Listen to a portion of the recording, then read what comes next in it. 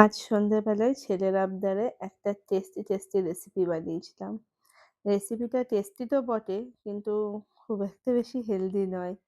কারণ মাখন, চিনি, চিজ সব আছে। আর ব্রেড তো আছেই। তো Instagram এ কিছুদিন আগে আমি এই রেসিপিটা দেখেছিলাম। দেখে বেশ ভালো লেগেছিল বাচ্চাদের খাওয়ানোর জন্য বা সপ্তাহে ১ দিন চিট ডে করার জন্য তো একদম ঠিকঠাক আছে। কিন্তু প্রতিদিনের জন্য কারোরই ভালো নয়। তো আমি রেসিপিটা তোমাদের সাথে শেয়ার করি।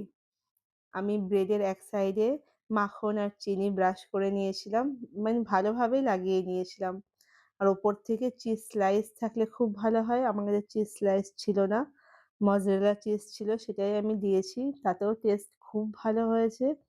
আরেকটা ব্রেডেও সেম ভাবে মাখন আর চিনি মাখিয়ে নিয়ে তার ওপরে দিয়ে দিয়েছিলাম। আমার ছেলে যেহেতু একদম হালকাভাবে ছেঁকে খেতে ভালোবাসে, সেইজন্য ওর ব্রেডটা একদম হালকাভাবে সেঁকেছিলাম। টেস্টি খুব হয়েছিল, মজরেলা চিজ যেহেতু আছে।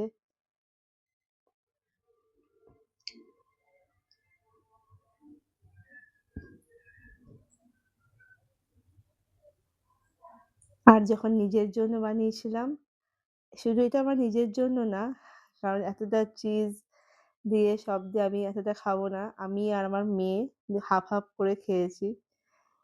আর এটা আমি একটু বেশি ক্যারামেল করেছি।